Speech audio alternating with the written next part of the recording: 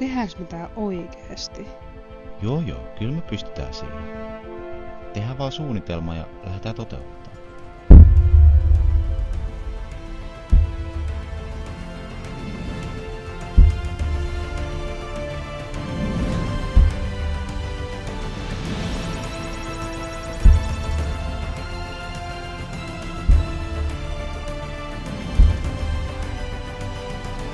Aivan älytön.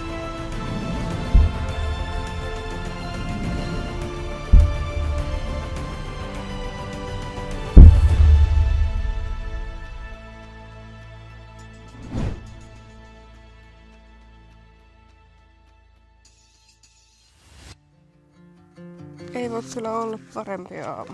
Ja teltta on kuiva.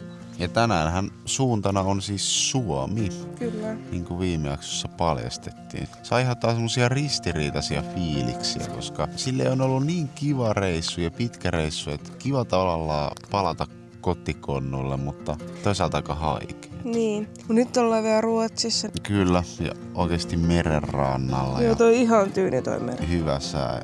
On hyvä. Joo, varmaan teltta kasa. Ehkä aamupalaa tässä. Sitten Suomen puolelle ja katsotaan siinä sitten, että oliko tää viimeinen jakso. Teltta saatu kasaan ja suihkukassin valmistukseen. Kyllä. Sitten oikeastaan mitä? Niin, eikä tässä. Me ajateltiin, että syödään. Ei syödä aamupalaa Joo, tässä. syödään tossa jossain matkan varrella. Tai syödään jotain pientä nimittäin. Meillä on ihan lounaspaikka tiedossa. Joo. Okei. Suihkussa käyty ja tässä olisi tommonen matka. 6 tuntia. Ja tosiaan suuntana Suomi. Meillä on vähän silleen nihkeä tilanne. Asiallahan ei mitään voi eikä anneta sen reissua haitata, mutta budjetti on vähän niinku paukkunut yli. Sitä meni rahaa nyt vähän enemmän kuin ajateltiin. Jos kiinnostaa, että paljonko on mennyt ja et käytäis vähän läpi tarkemmin, niin kommentoi, että kiinnostaako. Niin, että tehtäisikö siitäkin niinku erillinen video. Kyllä. Ja pistä peukku, että jos haluaisit nähdä sellaisen videon. –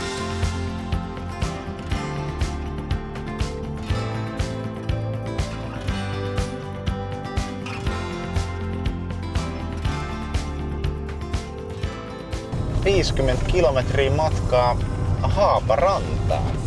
Siellä ollaan useampaan otteeseen käytykin. Ja se on itse asiassa siinä mielessä merkityksellinen paikka, että Haaparanta ja Tornio. Kyllä, voisi sanoa, että siitä tää kaikki lähti.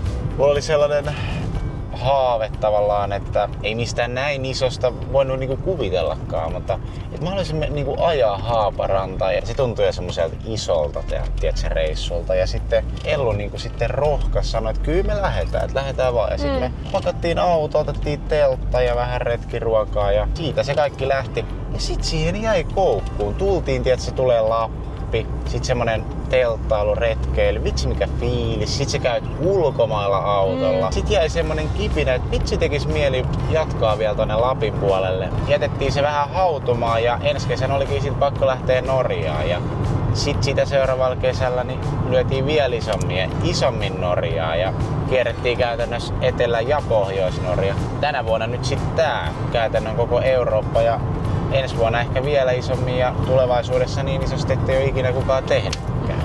Se on se tavoite, kyllä. Ihan tuolla, jos asia tuolta suunnittelupöydältä niin kun käy toteen, niin siellä on kyllä hulluja juttuja. On. Ja kaikki lähti Haaparannasta. 3 vuotta kyllä, sitten. 3 vuotta sitten. Se on tosi merkityksellinen paikka. Siitä se kipinä lähti. Niin se on Haaparanta saavutettu ja samalla ajettu Ruotsin läpi. Ja siinä näkyykin jo lounaspaikka. Nimittäin Ikea. IKEA. Onhan se nyt, jos ajatellaan Ikea ruotsalainen, Ikea lihapulla, Swedish meatballs, niin toihan on niinku melkein niinku jopa kansallisruoka, voisi ajatella. Pakkohan meidän on mennä ruotsalaiseen Ikeaan syömään ruotsalaiset lihapullat. Jep. Ja nimenomaan vielä Ikean lihapullat, koska kaikki tietää, että ne on niitä parhaimpia lihapullia. Joku muukin on päättänyt tulla lihapullia. Joo. On setit, on limukkaa ja on pullaa ja 15 € pulla, leipä, limut ja sit 12 lihapullan setti niin Joo. paha. Ja kippis. On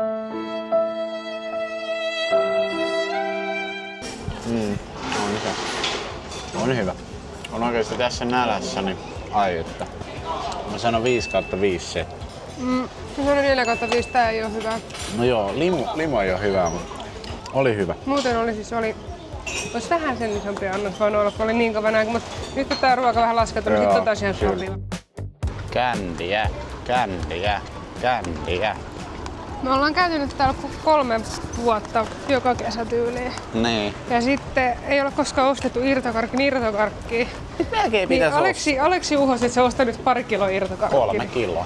Niin katsotaan mitä tapahtuu. Kato sitä valikoimaa. Pakko sitä nyt on vähän ottaa, koska joka kerta tultu ja ei ole otettu ollenkaan. 230 grammaa. Mullakin lähti 345. Kyllä se melkein lähentelee niitä kiloja, mitä piti ostaa. Joo, sehän Yhteensä puoli kiloa. Ost-est. Mulla lähti kahvi. Ja Kahvi. Ja sitten mulla lähti 200 jotain grammaa karkkia. Joo. Mulla lähti se 300 gramman pussukko karkki. Kattokaa, näyttää hyvältä. Sitten lava Celsiusta ja lava Monsteri. Ihanaa, kun sais sokerittomia juomia. Ainoat sokerilliset on nää 2. Pitää karkkia kaksin käsin. Mutta joo, onpahan syksyksi nyt sitten energiajuomia. Ja nämä maksaa 700 jotain kruunua. Euroa. Ja sitten oliko se 70 jotain euroa? Joo, tässä on 70. Joo.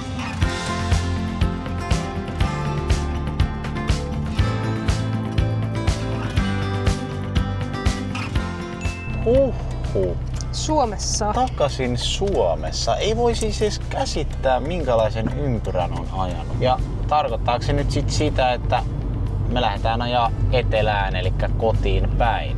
Niin Ei tarkoita. ei tarkoita, kyllä. Eli me lähdetään pohjoiseen. Kyllä, reissu jatkuu. Ja reissu jatkuu, kyllä. Ja uskokaa tai älkää, niin me mennään lähestulkoon niin pohjoiseen kuin pystyy. Eli no se paikka selvii mihin mennään, mutta pohjoiseen ollaan menossa. Tämän päivän kohde on Sodankylä, eli ihan kyllä Lappiin jo tänään. Kattokaapa Ellun karkkeja. No Aleksi alkoi arvostelemaan mun karkkeja. Se sanoi, että silloin paremmat karkit. Kertokaapa kommenteissa, että kumman pussi on paremman näköinen. Täällä on pelkkiä hyviä karkkeja, koska nämä on semmosia karkkeja, että nää sä syöt kaikki. Sä et jätä niitä huonoa. Oliko sulla aina jää? Tiedätkö minkä takia? Sen takia, koska mä testaan uusia. Mä oon avaramielinen, niin tossakin on uusia karkkeja, mutta suurin osa karkeista on hyviä. Mulla on siis pelkkiä hyviä karkkeja. Mä voin ihan siis, näistä ei mikään jää yli. Nää on vaan kaikki hyviä karkkeja. Tää on vähän yksitoikkoisen näköistä.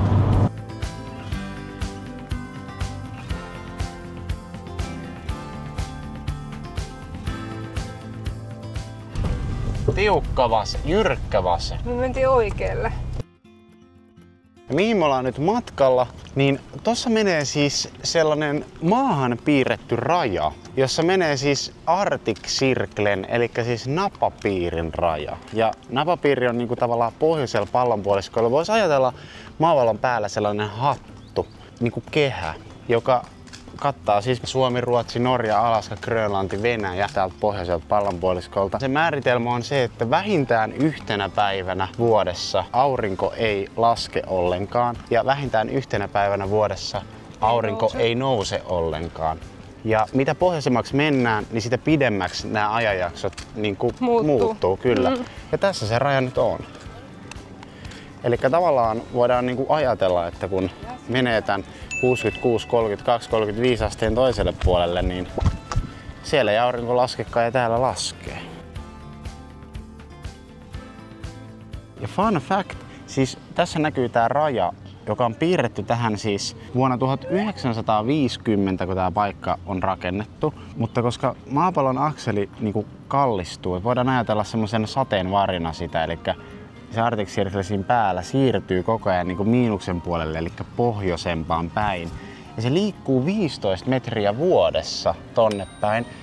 Ja siitä vuodesta 1950 niin tämä raja on siirtynyt siis 1125 metriä tonne päin, pohjoisempaan päin. Eli se oikea raja ei olekaan enää tässä, eli meitä on kusetettu. Meidän täytyy ajaa nyt autolla sit vähän yli kilsa tonne päin. Siellä se aurinko ja laski. Tässä se nimittäin laski.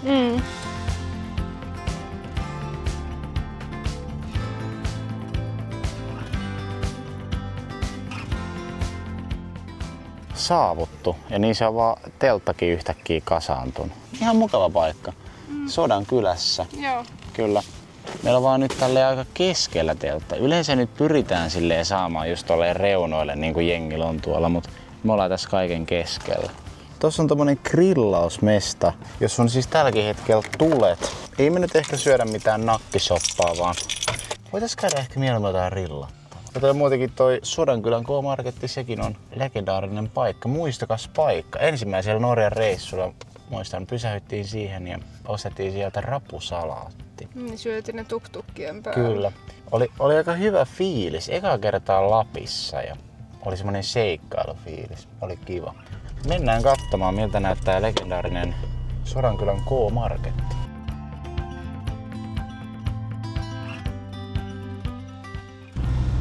Siinä se on. K-Supermarket Pohjantähti. Me taidettiin pysäköidä silloin autokin tähän reunaan. Siinä on ehkä vapaana se paikka. Olisiko meillä ollut niinku Oli. tässä? Joo, toi. Joo. Tässä oli viimeksi kiinni. Jätetään tähän nytkin. Vois jopa sanoa, että vakiopaikka. Vakiopaikka. Olipas kesäiset ostokset. Joo. Ihan siis superkiva. Grillimakkaraa. Joo, makkaraksi valikoitu meillä valkosipuli sinihomejuusto. Joo, on hyvä. Ja sitten totta kai sinappia. Ja sitten tehtiin sit vielä tämmönen grillisalaatti. Kyllä. Toivottavasti siellä on vielä jonkunnäköiset hiilokset siellä grillissä. Niin, jos ei nyt ihan omat tullut toiseen. Joo, me nyt tehtiin silleen, että me käytiin grillaamassa ilman kameraa, koska tuo oli meininki. Oli. Joka tapauksessa aika hyvän näköinen setti. On kesäsalaatti ja on parit makkarat. Ai että. Tuo on kyllä hyvä. Kyllä se maistuu kesältä, kyllä. Syödään näin ja pelataan vähän jatsia. Niin, mä otin tänne jatsin meille. Kyllä. Voitais katsoa, että mitä tänään ajettiin. Tänäänhän oli suhteellisen pitkä ajomatka.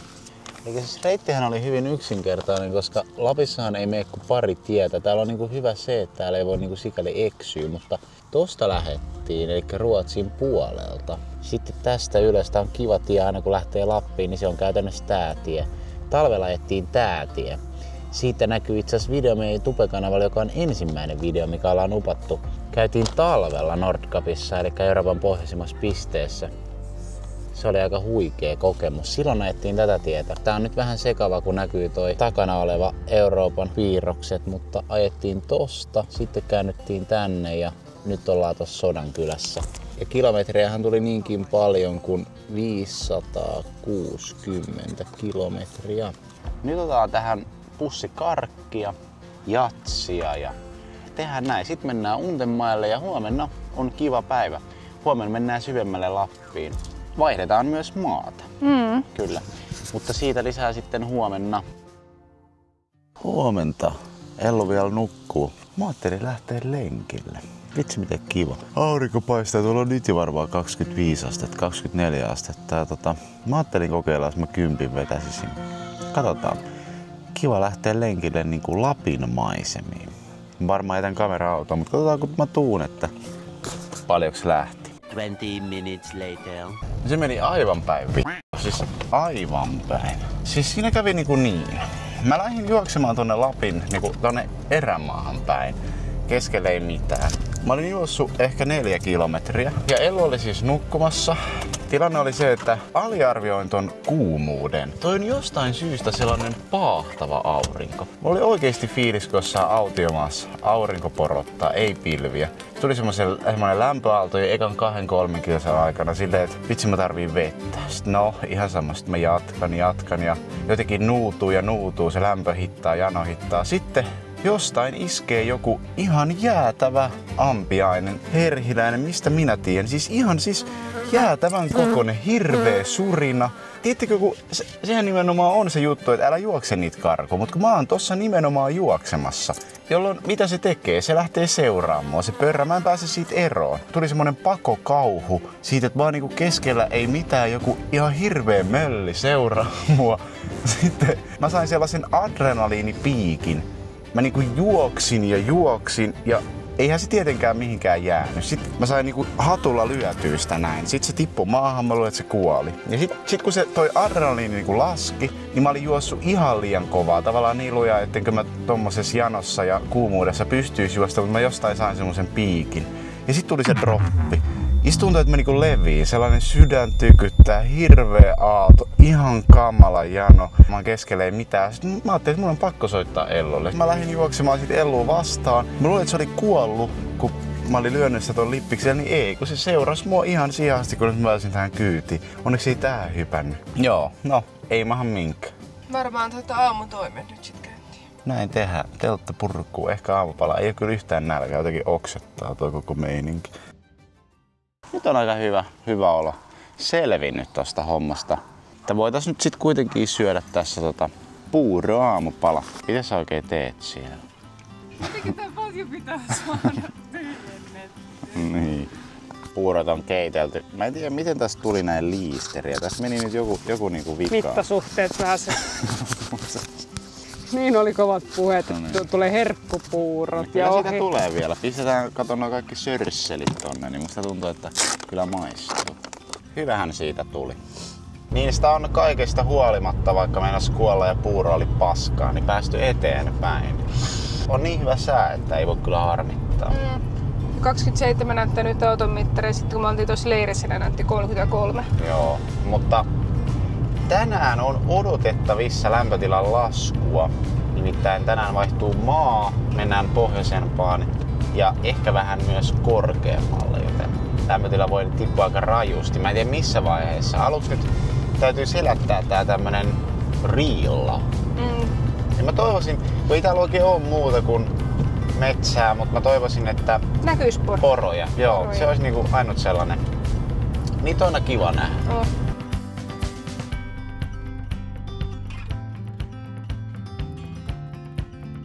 Ruvetaan olemaan silleen jo aika niinku tosi syvällä Lapissa. Kattokaa missä me ollaan.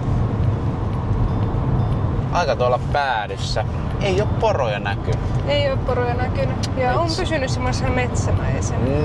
Mut se muuttuu vähän tämmöiseksi. Se on karumman nolosta. Joo. Ei oikein netti toimi. Mä jaan tuohon puhelimeen nettiin. Toi on ihan sumeena toi mapsi, mutta positiivista on se, että tänne Lappiin oikeesti menee yksi tie. Ei tänne mene muita teitä, niin käytännössä mapsin ei tarvi, kun et suoraan, niin me päästään perille. Kartta sitten, jos on oikein pahin käy. Tässä oli joku kyltti, joku shopping center, siis keskellä Inaria. Mä en oikein niinku tiedä, pitääkö se paikkansa ja minkälainen se on, mutta siinä on pakko pysähtyä, jos ei ohjaa jätä. Siinä se on. Kauppakeskus Kuukkeli. Mennään kahtomaan. Heti muuttu puhetyylikin, tuli tänne pohjoiseen. Joo, ei tää hirveän isolta näytä, mutta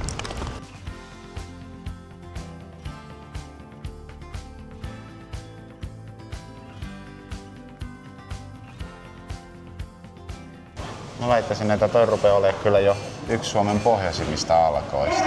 Nimittäin tän jälkeen ei kyllä oikeesti oo enää melkein mitään. Mut siis oikeesti tää käsittää vaan tän niinku tavallaan siinä on Alko, sitten oli K-Market ja tässä on joku tämmönen sekatavara souvenir shoppi ja sitten on niinku ravintola. Ja sit on ulko-ovi. Joo, se oli niinku se kauppakeskus siinä. Kaikki mitä Kauppakeskus tarvitsee. Kuukkeli, kyllä. Eli käytännössä oli vaan K-kauppa ja se oli Alko. Sitten Ost-Est venähkaapas. Eli vesi, puolukkahillo, Italian salaatti. Arvaatteko, mitä voitaisiin syödä, jos on puolukkahilloa ja tämmöistä makaronisalaattia? Joo. Pinaattilettuja. Kyllähän täytyy olla Italian salaattia ja puolukkahilloa.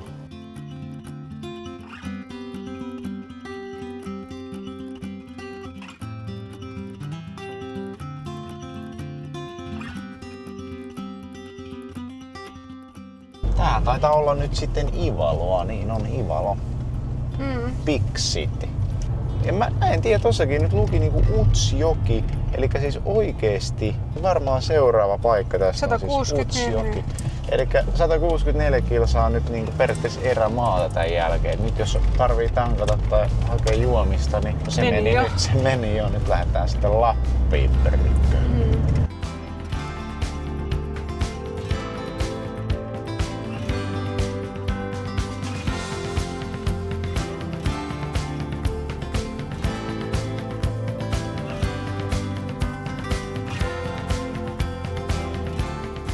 Ja siinä itse asiassa näkyy yksi paikka, ei meidän lopullinen paikka, mutta näkyy yksi noista paikoista, mihin ollaan menossa. Se on joku noista 3.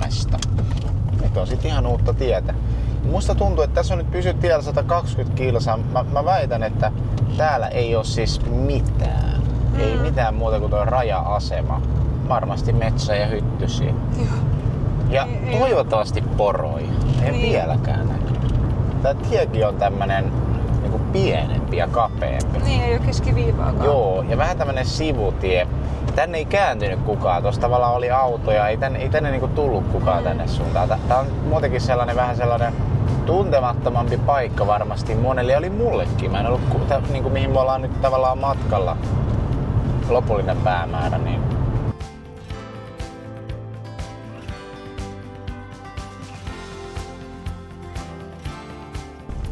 poro! Me löydettiin poro. Johonkin se jolko. No nyt ollaan nähty. Se oli kivat sarvet, isot sarvet. Niin oli.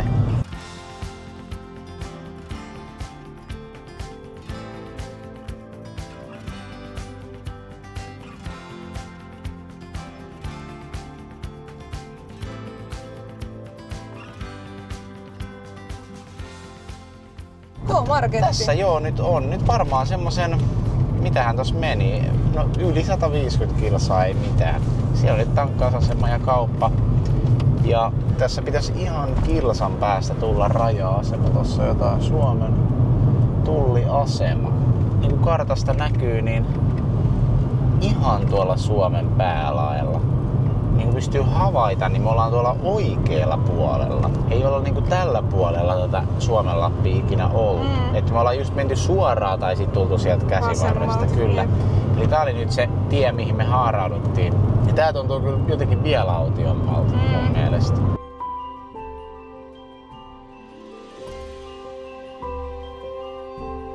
Näin on saavuttu Norjaan. On kiva. Ja nimenomaan nyt tänne puolelle Norjaa. Eli me ollaan niinku käyty Etelä-Norja läpi, Pohjois-Norjan läpi, totta kai Lofotit, Nordkapissa kahdesti talvella ja kesällä. Käytännössä koko Norja on niinku... Tää on tosi mielenkiintoinen paikka. Mä en oo siis ikinä edes ajatellut tavallaan tätä kohtaa Norja, koska tämähän on täällä niinku nimenomaan Venäjän puolella, itäpuolella. Tässä on niinku Venäjän ja Norjan ja Suomen raja. Ja täällä on semmonen pikku Suomi. Joo, Pykejä. Joo, mutta se on huomisen juttu. Sinne mennään, siellä on yksi siisti juttu, tosi siisti juttu. Sitten meillä on toinenkin paikka Norjassa, mihin mennään sitten tosta Pykejästä. Siitä sitten lisää vähän myöhemmin. Siitä sitten vähän myöhemmin. Sielläkin on ihan sikasiisti juttu. Oikeastaan nämä 2 juttua on niinku ne, minkä takia me ylipäänsä päätettiin tänne Norjaan tulla. Ollaan saavuttu. Tää on tosiaan tässä rajalla tää kämppingi. Ihan kivan oloinen. Jyri äsken ihan jäätävän luja. Ja toisaalta musta tuntuu, että se tulee tänne päin, koska tää niinku tummenee tää taivas koko ajan. Mut kun tavallaan tuulee tonne päin, niin mä en oikein ymmärrä. Ihan hirveä nälkä. Mä en oikein tiedä, onko täällä keittiötä. Ei viitisi rupea tässä ulkoon tekemään, jos rupeekin satamaan. Mutta mikä tsägä. Siis just rupes satamaan. Ja just saatiin teltta kasattu. Joo. Tultiin tähän tämmöiseen katokseen tekemään ruokaa. Mä toivon, että tässä vaan tuulee vähän niinku tarpeeksi. Et nää etsiä sit Juu, nää lähtee, hyttyset, koska... Tuossa hyökkäs telttaa kasatessa siis ihan hulluna tai mäkäräisiä, semmosia pieniä mustia. Tehdään siis pinaattilettuja, paistetaan itse. Tää on siis tämmönen pinaattilettu. Siihen siis... tarvii vaan vettä ja sit se on valmis pinaattilettotaikina. Ja sitten meillä on nää. Puolukkahillo ja italian salaatti. Täällä olisi ollut tämmösiä mökkejäkin, mutta mitä sanoit, 100 €? 100 € maksaa yöltä. Niin se on kyllä silleen hotellihinta oikeesti. On, mutta kun ei täällä ole mitään, niin... Niin täällä on. En oo kyllä ikinä tainnut tälleen tehdä itse. Katsotaan tuleeko näistä yhtä hyviä kuin esimerkiksi ne kaupan pinaattiletut. Mitä mieltä sä oot mun letu ulkonäöstä? Mä kurakkasen. No niinhän se on. Siis maistuu letulta. Mä en siis maista niinku pinaattia. Mutta se on niinku lettufiilis. Joo.